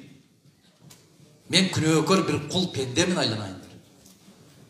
Мага ишенбесе мен жатып алып ыйлай албайм да бул жерде ишенди. Ишениш, ишенбеш сиздерден. Иса алейхиссаламдын тушунда бир керемет окуя болот. Ушуну эске салып айтып коеюн сиздерге. Бул суроодон улам. Иса алейхиссалам ушундай эл аралап кетип барса, бир жерге барганда ошондой бир билармандардан бирөөсү туруп айтат сурап. Иса дейт, сен Аллахтын элчисисиңби десе, Аллахтын элчисимин дейт. Сен бардык нерсеге кудуреттүүсүңбү десе, Аллахтан уруксат болсо кудуреттүүмүн дейт. А сен неге 12 эле киши менен ээрчитип жүрөсүң? Сен Аллахтан сурабайсыңбы дагы? Бүтүндөй элди кыйнала бербестен артыңдан ээрчитип койбойсуңбу дейт. Эми уккула суроону. Бул жооп. Торбосунан бир уч буудай алат дагы ыргытат. Кайда түштү дейт. Десе таштын үстүнө түштү. Дагы бир уч алып ыргытат, кайда түштү? Бир топурак жерге түштү дейт. Үчүнчүсүн алып ыргытат, кайда түштү? Бир жакшы борпоң жерге түштү дейт. Мына таштын үстүнө түшкөн буудай күндүн ысыгына чыдабай күйүп жок болот, мындан пайда жок дейт. Мына кумак жерге, топурак жерге түшкөн өсүп чыгат, бирок күндүн нуруна чыдабай түшүм бербей бул да куурайт дейт. Мына борпоң жерге түшкөн, таза жерге түшкөн буудай өнүп чыгат, бир буудайдын уругунан жүздөгөн буудай пайда болот, бул түшүм берет дейт. Бул деген сөз менин сөзүм чачылган буудай дейт. Силердин көкүрөгүңөр бирөөңөрдүкү таш дейт, менин сөзүм сизге бек пайдасы жок дейт. А мына отургандар, азыр мына жерде отургандар дейт. Өзүңөр калбагыла, мисал айтып атам. Мына отургандар, мен сүйлөп атсам ишенет, мен чыгып кеткенден кийин ишенбейт ушулар дейт. А мына аркамдагы 12лер дейт. Мен бармынбы, жокмунбу, эмне болсом дагы ушулар мага ишенет дейт. Кеп менин сөзүмдө эмес, кеп сиздердин көкүрөгүңүздөрдө дейт. Менин сүйлөгөн сөзүмдү кабыл аласыңарбы, жокпу? Кеп ошондо. Мына жерин канчалык катып таш болуп калган болсо, менин сөзүмдөн пайда жок. Мына сіз мына жерге айтып жатасыз да. Ел аралап көпчүлүгүбүз дейт, баягы кененирээк айтып берсеңиз, биз айткан маалыматтарга ишенбейт дейт. Пайгамбарларга да ишенген эмес деп ушул эсиме түшүп кетти. Мен аларды ишендирем деп кыйналбайм. Ишенбе өзүң бил. Ажоо болсоңуз жумушту эмнеден баштайсыз дейт. Мен Баткенге канчанчы жолу келип атсам, ушул суроо бериле берет. Мен жооп бере берем. Тартиптен баштайм. Мына жерде жазылып турат го. Иман, мыйзам, тартип. Тазалык. Ушул эле нерсе. Кыйын сөздөр эмес булар. Сиздин фанатыңыз Исмайыл дейт, Достук айылынан болом дейт. Баткен району Карабак айыл өкмөтү Достук айылы Исмайыл Кунназаров дейт. Рахмат Исмайыл мырза. Ушул нерсени эске салып коеюн дедим мен сиздерге жанагы окуяны. Мен сүйлөп кете берем. Ишенесиздерби, ишенбейсиздерби өзүңүздөр билиңиздер. Себеп кыямат жакындап калды окшойт. Аллах билет. Кыямат жакындаганда чындык сөздү сүйлөсөң эл ишенбейт дагы, жалган айткан кишинин аркасынан ээрчип чуркап калат деген белги бар. Азыр канчалык жалган сүйлөсөң ошончолук аркаңан чуркайт турган. Мына азаматтар азыр чыгып эле жалганды уруп эле айтып атат. Ал жалганды мына Рахман аке менен Тынар, Абдулда үчөө сахнада дагы токуй албайт анын жалганды. Ушулар да таппай калып атат жалганды. Бирок алар чыгып эле уруп атат жалганды. Алар канчалык көп жалган айткан сайын сүйүү ошончолук күчөп атат. Мен олтуруп туруп айтам, астагфираллах. Баякы кыяматтын белгилери келиптир деп. 10 жол түшөт, ар түшкөндө бир нерсени алып кетет деген. Падышадан адилеттүүлүктү алып кетет дейт, Кыргызда адилеттүү падыша жок. Баладан атанын, энеден кыздын мээрин алып кетет дейт, азыр эч кандай мээр жок. Башта атабыз Бишкек шаарынан Фрунзеге бир жумалык жогорулатуу курсуна кетсе, сагынып ыйла чүгүбүз. Азыр атаңар айланайын 6 ай кетсе дагы эстеп да койбойсуң. Канчалык көбүрөөк жүрүп турса ошончо жакшы дейбиз. Адахан Кемсанбаев 200 аллигардар тууралуу айтып бересизби дейт. Мен билбейм, 200 аллигатор ким ал? Эмне деген бул? Суроо. 200 аллигатор дейт. Олигархтар болса керек, байлар уже. Олигарх ба? Олигарх болса керек. Ошо кыргызча эле жазалуу тууганда.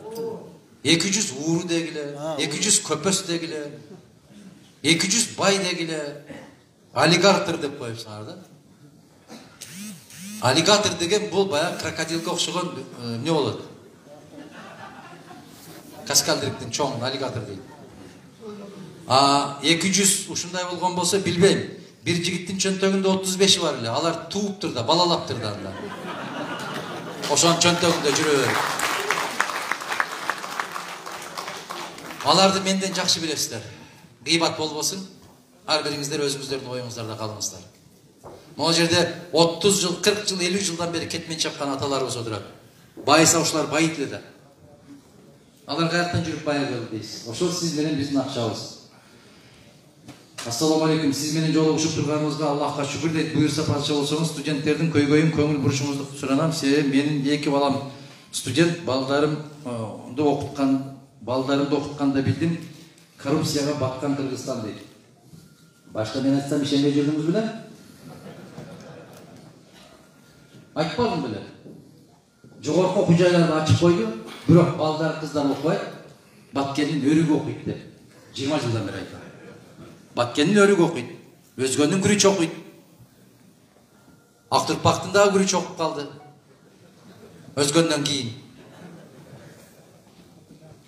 Актурпактын күрүчү 4кө жарайт. Өзгөнүн дебзирасы нак 5 да. Ушундай да. Ушуну 20 жылдан бери айтып келе атпаймынбы сиздерге? Кайра менден сурап атасыздарбы? Баарын ордуна коебуз иншалла. Адакан Мадумаров президент болуп шайлангандан кийин Кыргызстандын келечеги кандай болот, ошо жөнүндө айтып бериң дейт. Мен эмне жөнүндө айтып атам аны? Мен эмнени сүйлөдүм? Құдай қаласа шайланып қаласы дейді. Темірдей тәртіп болады дейді. Ал менен сурап аптыр, өзі жооп бериптир.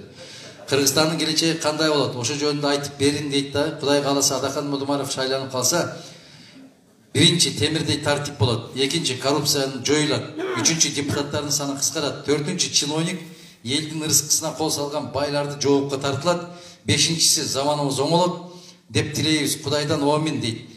Менин ордума сиз эл кыдырсаңыз боло тургандай болуп калды. Рахмат. Эң туура дал ошондой максатта ниетте баратабыз. Байытов Калыс Дара аймагынан дейт, коррупцияланышкан. Мен инсульт оорусуна чалдыктым. Буга каршы кандай чара колдонсо болот? Неге оору ООЗ-ки айтууга уруксат бериңиз дейт. ООЗ-ки айтууга уруксат сизге, бардык нерсеге уруксат, тек кана кагаз жүзүндө дегеним, кейлери көрүнгүсү келбейт. Кейлери ушул суроо берердин алдында узак айландырып убакытты алып коет деп. Сизби, аксакал? Сиз азыр мына 2-3 суроо калды, ошодон кийин аягында сизге берем, Рахмат ага. Мамлекеттик тартипти оңдоо үчүн коррупцияны жоюу керек дейт. Сизге суроо. Кыргызстандын карызы ойлонтуп жатат. Айттым, коррупциялашып кеткендиктен аларга кандай чара колдоносуз, ишиңизге ийгилик дейт. Рахмат, аларга да жооп бердим. Ассаламу алейкум Адахан агай, Баткенге кош келипсиз. Суроо, Садыр Жапаров болгон ережелердин баарын бузуп жатат, ошого менде кооптонуу бар. Садыр Жапаровдун кылган иш-аракеттери мигранттарга зыян тийип калабы деп, мыйзам бузууларды токтот деп дүйнөлүк коомчулукка ачык түрдө айта алабы дейт. Дүйнөлүк коомчулукка баары бир.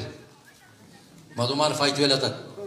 Биз БШКга да айттык, жазып да бердик, тарых алдында дагы муну далилдеп бергенге даярбыз. Сиздин пикириңизге кошулам. Адахан Кирсанбаев Өрүкзарлуу Баткен шаарына кош келдиңиз. Биз ар дайым сизди шайлап келгенбиз. Мындан ары да шайлай беребиз. Сизден кыргыз элине кылган кызматтарыңызды биз билебиз жана унутпайбыз. Ишиңизге ийгиликтер каалайбыз. Бийликке ким келсе ошону ээрчип кете берген, өз алдынча ой пикир жүргүзө албаган элиңизге капа болбоңуз дейт. Кимдин ким экенин, кандай экенине убагы келсе тарых өз баасын берет. Чындык эч качан өлбөйт. Кыргыз качан өнүгөт? Качан гана ар бир инсан өзүнүн кадыр баркын билгенде, өз алдынча ой жүгүртө алганда, туура тандоо жасаганда. Эл ошону деп атат. Демек ошондой дебей өз алдынча ой жүгүртүп, акыл менен тандоо жасаганда гана өзгөрөбүз. Баткен шаарынын тургуну Орозгүл Кочкорова дейт. Рахмат Орозгүл айым. Тилегиңиз ишке ашсын. Менин да максатым ошол. Мен да келечекте кандай элди көргүм келет? Өз акылы менен өзү чечим чыгара алган элимди көргүм келет. Ушул жерде отурганыбыздын баардыгыбыз чындык үчүн мойнубузга алышыбыз керек. Эч качан өзүбүздүн акылыбыз менен иш кылбайбыз. Жамандыкка бараткандан башкасына, жамандыкка гана өзүбүз барабыз.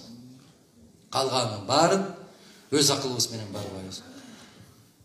Үйлөнгөндө дагы ушундай да таасир тиет. Абдан жакшынакай кыз таап алсаң дагы кошуналар мындай деп атат го деп туруп айнып кетесиң. Деп атса сенин көзүң кайда? Көрбөйсүңбү өзүң? Деп атышат, деди деп уктум деп ушул баленин баары гыйбаттан башталат да. Кудалашып аткан болсоңуздар да ушундай болуп кудалашасыңар. Ай, муну мындай дейт го, дебей эле барып амандашып учурашып өзүң эки ооз сүйлөшсөң түшүнүктүү болот го. Жок, деди дептир, деди деп укуптур. Ошон үчүн шайлоого келгенде же башка маселе бир чечим кабыл алаларда. Урматтуу аксакалдар апалар, сураныч, жаштар сураныч, өз акылыңар менен, өз жүрөгүңөр менен кеңешкилечи. Баланчы айтты деп.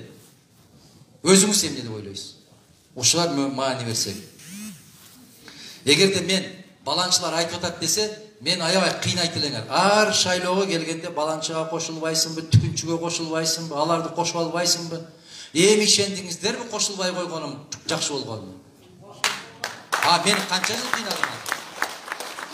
Эгерде мен дагы сиздерге окшоп эл айтып атат деп кошулуп алганда, ассаламу алейкум болмок да баары. Өзүбүз чечели туугандар. Өз жүрөгүбүз менен акылдашалы. Мен сизге суроом төмөндөгүчө дейт. Баткен району Төрткүл айылы өкмөтү Зарташ айылында газ чыкчу эле аны аны зайыл колдонгон. Аны 3 айыл колдонгон дейт. 3 айыл колдонгон. Газ 5-6 жылдан бери жок. Ошону өтүп калсаңыз, Кудай буйруп көзөмөлдөп койсоңуз сураныч дейт. Сөзсүз түрдө көзөмөлдөнөт. Ар бир газ чыккан жер, ар бир таш чыккан жер, көмүр чыккан жер, темир чыккан жердин бардыгы эсепке алынат. Изилдейбиз. Керек болсо жөө басып алып изилдейбиз ушуларды. Себеп ал бизге керек.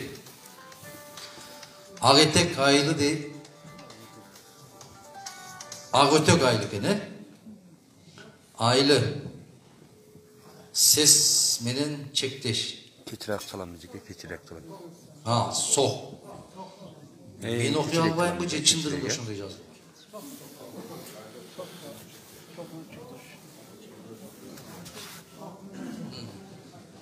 Со. Ак өтөк айылынын üstündөгү жайыт Өзбек Республикасына сатылды дейт. Бирок эл барса эч ким толук маалымат бербейт. Ошону да бир көзөмөлдөп койсоңуз, насип кылса ийгилик сизге дейт. Рахмат. Баарын көзөмөлдөйбүз. Мен жана айттым. Ар бир ташыбызды эсепке алып алабыз, Кудай кааласа. Ошол күндөргө Аллах аман эсен жеткирген болсун. Вакыт аябай көп болду. Суроолор аябай көп болду. Мен анча-мынча суроолоруңузга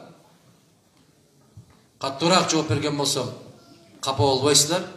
Анча-мынча суроолоруңуздарга тамаша кылып, күлкү кылып койгон болсок, ага да капа болбойсуздар. Экөөнү аралаштырып алсаңыздар, ортодон бир жакшы эле нерсе чыкса керек, жумшак. Мени айтат да, бул эч качан өмүрүндө күлбөгөн адам экен деп. Күлөбүз, эгер күлкүбүз жарашса. Кайсарыбызга күлөбүз. Zaman оор болуп турат. Бирок жакшылыктан үмүт үзбөйбүз. Аба келиңиз.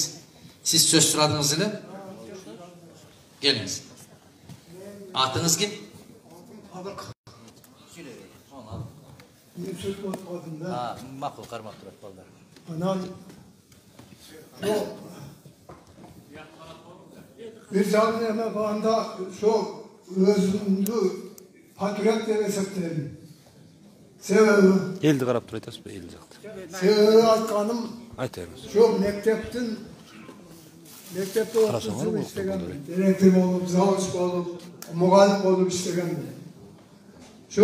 Мектептің бір 20 бөлігіні талас болып, aile hükümetinden başlayıp prokuror,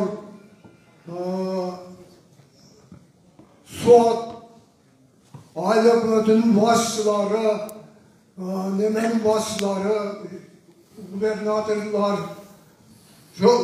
men emez, o şaka demek kılıp, şu 10 yıldan beri küreşip yatan. Can kızkanan özüm. Yani sizler bana yardım versenizdir. Şu Nemede gubernatör geçeceğiz hakkında. Geçeceğiz hakkında şu adı bir tohum uyuşturganlar şu Nemin bana karşı tohum uyuşturgan. Şu Neme aile hükümeti. O sol toptu azı patates kaldılar. Kim? Şu Neme Gubernatör. Anam bir geçe bağırıp yol olaydı neden kılsam bir saat bugünkü gün neme olma durgan gün dedi. Kavlalar durgan gün. Yoksa çıkmadı. Ondan keyin nemeni bir kapalırak zamını kimsin de orunbasarı şu kapalırak orunbasarını yönetiptir. O şu tepkilemedi o yönle kok çıktı da kaltırdı. Çünkü bana neyin sultundu zahagın çöt ortaktı bana cevap versenizer. Rahmat. Siz mektep için görüşüyorsunuz da yani uşul ağaylı tanısızların Bağrınızda tanıgan olsanızlar uşul ağayla karşı top düz batsa sizler uşul ağayla korkuya albaysızlar. Bu kişi özünün üyünü, çegin, Korosун эмес, ошо мектеп үчүн күрөшүп атыптыр го. Же бизге баары берип. Мына ол кайдыгерлик, туугандар. Ушул агай ошончо жыл директор болуп иштеп, дали болсо мектепке күйүп аткан болсо, анан айып буга каршы кишилерди уюштуруп атса, аларды башка жактан алып келген жок. Ошондой айылдан окуган балдар, кыздар болсо керек. Сиздер дагы ак жүрөк азаматтар бир топтолуп, ушул агайыбыз туура айтат деп көмөк көрсөтсөк болобу? Болобу? Агайга көмөк көрсөтөлүбү? Көрсөтөбүзбү туугандар?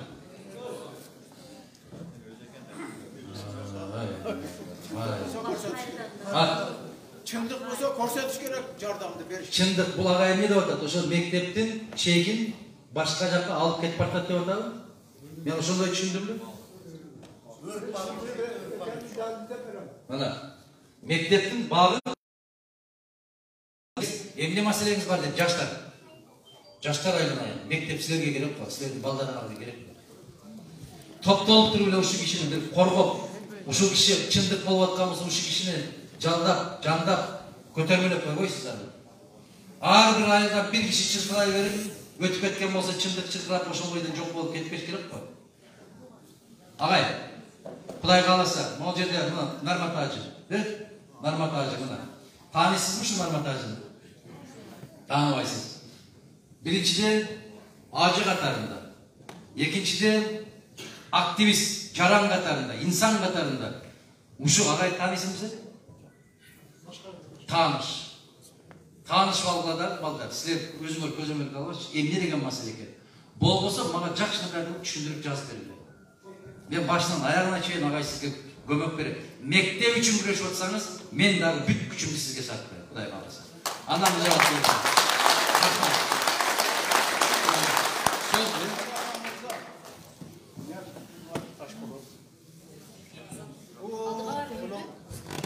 Sen 30 yıldan beri seyraysın.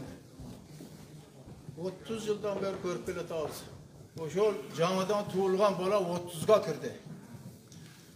30 yıldan beri senin emgeğindi biz bağlap görüp 30'ga kirgen bola bilmey kaldı. Senin kim ekenindi? Arkamızda kalıp ketken prezident olup şaylanıp, deputat olup şaylanganlar var, kasankor jalgançılar. 30'ga kirgen balanı hak sözüne nasıl oldu? O bala vatan elenleyen tanrına baldı kirikmiş var. Siyasat binen boğulup, elimiz kuzurup, toplu bölünüp, 30 yıldan beri sayaklar sürdürüldü. Ben bu sözde aydanlarını söylüyorum. O şu canı 30'ga kirgen baldarımız. Onların baldarı var. İşte dörtte. O şolarını aytlasam. Ben yaşayanımda yaşap öttüm. Oynamanımda oynap öttüm. Adakam Murza, seni birinciden Allah Teala özü kollansın. Sen 30 yıldan beri söyleyip atkanında, bir semada söyleyip atkanında bunu düşürgün elbet. Ana memana yerine aytıp koyduğun sözüm var. Ona cürt oturmadı. Hürmetli yerim, biz 30 yıldan beri Hasankol deputatlarının sözünü eşitip buzulu tuttuk. Atamenen bala acı açtı. Enemenen kızıl acı açtı. Biz 30 yılın içinde fekavayetin nizamını koldanağız, demokratiyanın koldanağızdır. Bugünkü günde bizge bir gektir 10 sotik yer verip koymuş olup, yerge hukukta verip koymuş olup, bizni közüzdü koyup, aytıp gül atkan sözünü men oylasam yüreğimin başına durat. Bardığı canlar. Kim gelip, bana ben deputata koydum, prezidentke koydum gel deyip söylese bardığını çalgan. Hürmetli verelim. Sizlerle aytatılan sözüm. Kelinizler 30 yılda beri köyüp kaldık.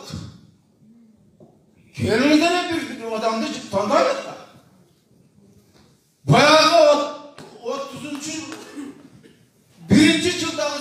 adamın sözünü bugün gece söyleyip adam. Gece sadece var yanlış onu söyledi. Onu yanlış onu söyledi. Gece Cem Bey'i yanlış onu söyledi. Başkası yanlış onu söyledi. Ana daha bir adatımız var. Ben sizden ne oldu soranam. Kim birlikte dursa, ön dese, tek yüzünü çıkar. Öyle olamaz. Ön de öyle. Oşan büyük kılmıştı, kılvatta olsa, öyle teyneye bir adamın da öyle. Ben kaçta namaz, 5 dakika namaz okuvatkan, asakallar benim söylüyorsun. Asakallar bırak şunları amca, 30 yıldan beri. Ha? Ağzı birlik şunu kolda değil. Ama ahire bu canlandı söyleyip verildi, mümkün etip koydu. Balamayam şöyle kavat, nevrene kavat desek. Ya ağzı yani şu söyleyip söylemedi. Kıvan burada teyze kavat. Ben elimden duranam. Halkımdan duranam, yaşlardan duranam. Eski perdi taşaydı. Eski şaylavdın yolunu taşaydı. Gene adaka mazmar vardı. Adaka mazmarın bir sözü var. Ben şaylava barmayım. Ben gözümde kötörmeyim. Pincaktan tüz jakşına gayla görünüyordu. Ben aktasya kılmayım. Benim aktasyam, benim iştahım Kırgızistan yerinin üyü dedim. Şunu 30'dan beri ettiler. Hattım Prezidentin şaylava kerek. Hattım şaylava kerek. O hattım şaylava. O şu hattım adam, o şu Kuday peşendesine cazip yerdir, elimizde buna yaşlarımızın, nevrelerimizin, baldarının vakti boza şaylana. Bizim elimizde vakti boza şaylana. Vakti yok boza Hasankol, bandit, ayaktan şülüğün cemçir. Bizi basıp geldik. Biz vakitten faydalanır aydıktan adaka mazmar keşif koyasın sizin vaktinizde alıp koyduğunuz için. Ben ne takıdan sözü verdim. Oğlanım, biz yaşlarda canlı yolası vereydik. Şu sefer canlı yolası olsağımızda da osurmadı. Osurmaydı artık böyle. Bana 30 da Premier Minister tüketirdik. 5 de Prezident tüketirdik. Oturmayı var tek koyuyor. Geldi paramızda. Uyuyan vay kasandı, için koy bozdu. Doğru bugün kasanla işenemiz. Benim aytadıkan sözüm hurmatlı. Adahan Mirza. Siz Kuday buyurun. Prezident olup basanız. Bana men turusuna laylayın. 470'te aile hükümetimiz var. 18 günden aşıp aylığımız var. 470'te hükümette 20'den 30'a çeyrek adamı var. Yendi karakterimiz. Ben Ali Hakim'de gubernatör ötelekim. 470'te aile hükümetin kılatırgan işi çok. Kuday aldı işte. Çok. Agar var olsa aile hükümetin işi var deparımızda çıkıyor. Çok. Cevapçılık yok. Bir tane kulağı yok. Konuda bir satık ciğeri çok. Adahan Mirza. Bu yeğen orçundu bizden ihlap, cetimin, tulkatın, terilti, kılarmaya atkan adamlardan büyük tırgan cahine. Biz aile hükümet, dün bizge hak gerek çok. Hoş, yeğenli bir aile hükümette şaylak koyup, 5'ten 6'da ay olsa, o şöyle kıstalak bir cigirmata tüp de şöyle olur. Böyle vazıdayım.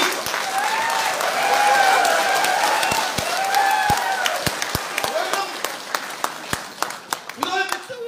O elime Hükümet özü bitti. Şu bittege iş yok. Doğum 20-30'da deputat şayla var. 10 deputat kim? Elimizin içinde tuğanı kıvrak Altaş oluyorsun. Uçada düğün Altaş.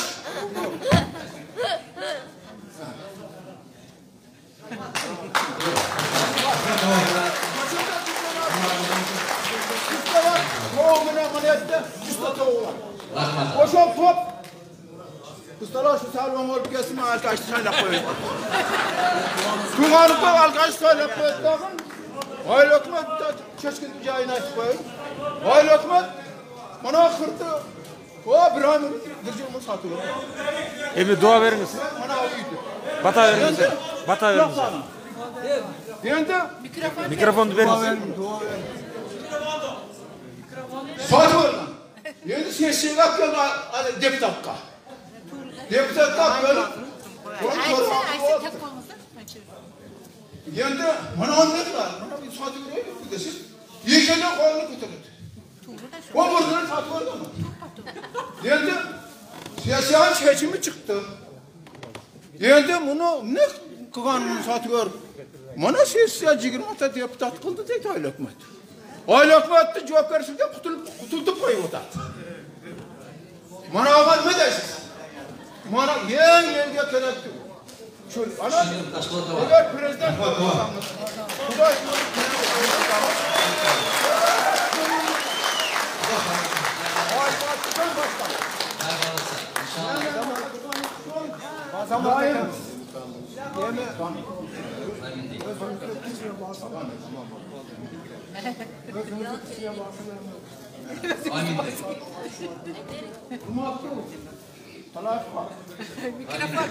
Biz torban tokoyuz. Biz kotarıyoruz. 30 yıl kotardık. Yeni kotaramadan kaldık adakanmışlar. Yine sizde konuşuyorum. Kadir Cafaroğlu onun başkası oğlu. Xudo insaf versin. Xudo Teala insaf versin. Avvaliki el için kuygan Allah. Allah'dan men elin altından sorayım. Elde bir yüreğimle kuygan adam olsun deb Xudoydan sorayım. İlahim şu maksatlı versin. Ömrün uzun olsun. Daim senin sözünü esirtiyoruz. Büyük cemen görünüyoruz. Endi hurmatlı xalqlar, çındıqda söyleyen adam suygula. Çındıqda söyleyen adamda quvvat tağla. Bugün kelatip men canım işmene geldim de. Kelatip men aytdım. Bu kolda amal var, birlikte hukuku var da bu to'lib ketgan mashina odamni qarang. Bugungi kelgan odamni qarang. Endi Xudoy qarab turadi aytib qo'ying. Shu balani peshinasiga Amin. Vaqti. Amin. Xudoga mizon ömrimiz mol bo'lishini tinch bo'lsin. Amin. Yerdan vaqtiga, yerdan rizqisi, yerdan vaqtisi oshilsin. Amin. Şu kuygan adamlardan niyetleri aktalsın. Amin. İçinizde handay camandık olsa onu taşap bugünkü günde canlı yol götürüp canlı yol. Adahamız madmar canlı yolda cürütteki şeyçimiz. Amin. Layım Allah koldasın daha canlı yol versin halkımıza.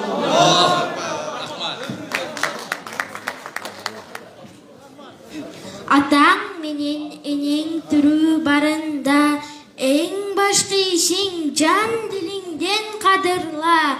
Kaza tapsa arzıbayt ko bir tıyınga. Sen korotkon altının da ıyın da.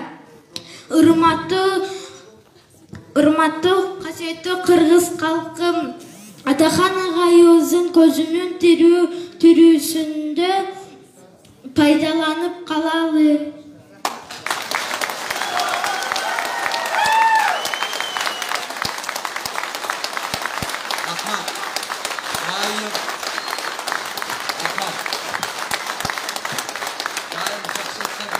Жақсылықтарға жолдасып жүрген Аллах насip еткен болсын. Мынау Ташболат ағамыз айтқанда, емнеден баштайсың дегенде дал ошол сіз айтқандан баштайбыз, Құдай бұйырса. Biri-biribizге mehримimiz күчөгөн болсун. Жараткандын буйругу менен башкалардан кем болбой, өзгөлөргө тең болуп, биз дагы өз түндүгүбүздү өзүбүз көтөргөн, эч кимден кор болбогон өлкө болушубузду жараткан маңдайыбызга жазган болсун. Тойлордо жакшылыктарда жеңиштерди жолугалы. Рахмат баарыңызга. Уруксат берсеңиз, bir kılım yaşagan avamızı bırak aldığınızda. 95'tesiniz baba? 90'da girdim. 90'da mı? Gözümüz dua verip domuz verin bir.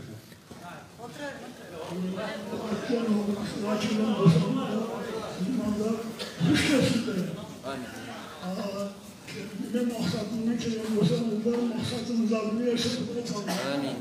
Ne çilerinden gelen boşanızda çilerinizde bu kadar kalan özür versin. Başınızda saçtan bozun, omurunuzda uzak olsun. O dinler bununla çabaya yapın. Amin. Amin. Bana kanca iş olsa özür gelsin. Bana o çilerin başkan oluşumuzda çilerin tanımda kışkırtılma bana çaba diye gidiyorsunuz diye eğer yanarlar ya sıcak koyalım olsa keçirip koyalım. Amin. Amin. Niye ki çilerinde bu kadar sana özür versin. Yerden kanca hizmet olsa kolumuzdan kelenci yandan bir koyuverin. Yer yaşkır o yaman kıra. Tarıksa hakikaten. Daha böyle. Bilse bildiğiniz bilmesen yok. Şu tarıkları alın ki omuzda olsun. Hadi yarısın var. Daha incil omuzda da olsun. Hurmatlı tuğanlar, Adakan Kimsanbayev'in altınızda sürekli gördünüzler. Oşal süreklinin aldığında evine de yazıp durağını okudunuz da. Niye de duraklar böyle? Özüm uğurdavayım, özgoga uğurdatmayın diyorlar. Значит, sizler doğuşunuzlarda usul şaylığında uğurdatmayızlardı. İşeleri mi? Rahmat. Rahmat olunuzlar, gözüm olsunlar. Bakın geri bunlar görürse sizler biliyorlar. Verdik Prezident Adakan Madımarov. Geldik Prezident. Geldik Prezident.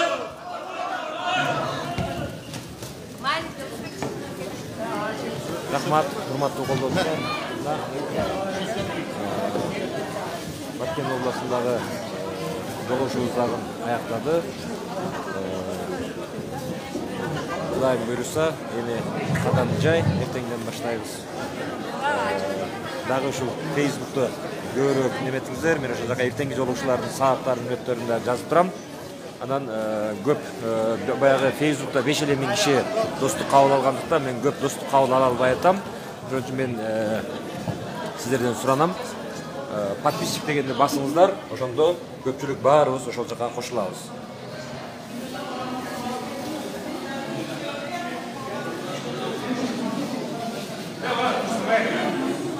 Assalamu alaikum. Алейкум салам. Рамай эфирдесизби?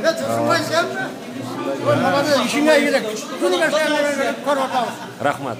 Kalada işine gerek. Kulak alsa parmağı bilecek olur.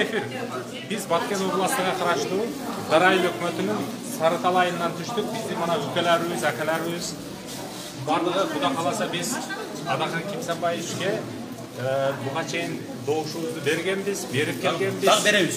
Рахмат. Биз келечек үчүн күрөшөбүз дайыма. Сиздердин айылыңыздар ушул жерден канча километр алыстыкта турат?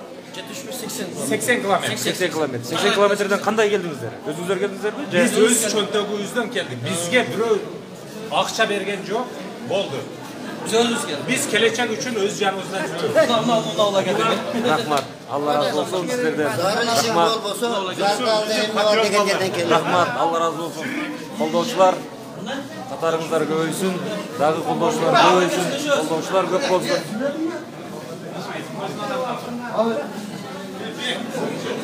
Только вперед.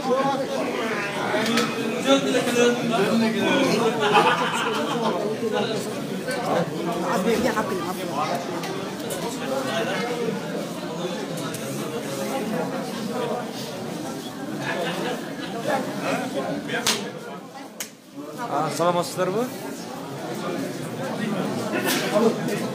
Баткен шаарын көркүнө чыгарып, чыныгы улуттук кийимдер менен кайсы айылдан келдиңиздер?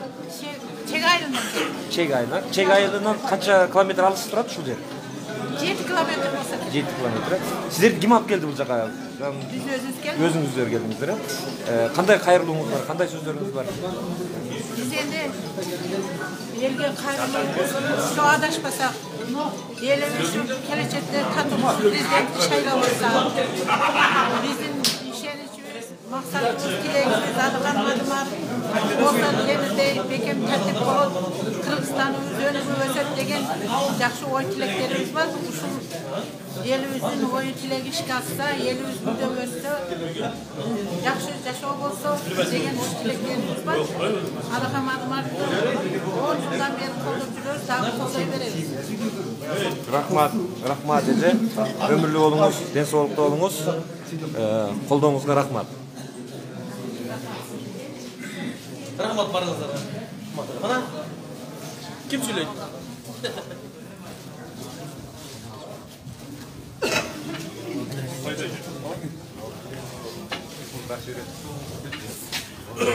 Бекбай. Не oldu bu? Сутона кел. Качында сүйлөшөбүз. Колдоочулар, чыныгы Баткен областындагы Только вперед, рота вперед. колдоочулар мына уктуңуздар 80 километр, 90 километр алыстыктан өздөрү келип ушул жыйынга мынакей кайрадан өздөрү кетип бара жаткан учур. Себеби мына комментарийда аябагандай сөздөр айтылып атат. Акча көп берген окшойсуңар сүйлөгөндөргө, келгендерге дегенчи. Эгерде сиздер дагы мындай кааласаңыздар, мен ушул кишилердин кандай жол менен келет, кандай жол менен кеткениге чейин тартып чыгарууну да туура көрүп атам.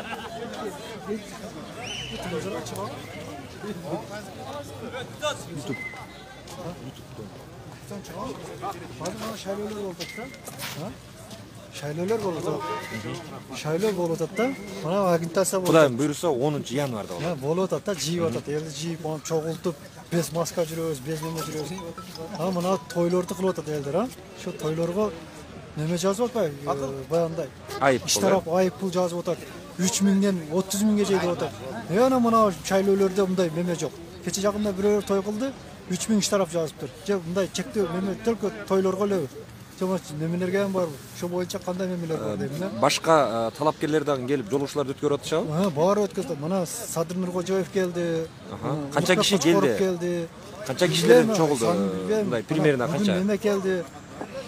Мына шайлоолор болуп атат да. Тойлордо камда болсо 200 адам болот. Ошол келген ошол жана талапкерлергечи канчадан примерно киши келди? Точносын билбейм, келсе бир 200дөн, 300дөн келгендер келди. Бирок аларга айыппул салган. Аларга айыппул жок да, мисалы, чектөө жок деп атам да. Тойлорго чектөө болуп атат. Ошону айтып атам да. Бул суроого мен эгерде өкмөт тарапты иштесем, анда мен так жооп берет элем да. Ошону мына муну сиз айтканыңызды мына биз түз чыгарып, чагылдырып чыгарып атабыз. Бул каралат. Шуну карап ошондой болбошу керек негизичи. Бирок мына алынды деген неме бар да. Чектөө жок деген да. Чектөө болуп атпайбы? Ошону айттым. Рахмат, жакшы суроо бердиңиз. Жакшы суроо бердиңиз.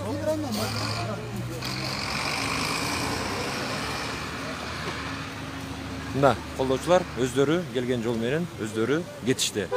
Мына. Эртеңки түз эфирге чейин сак саламатта болуңуздар.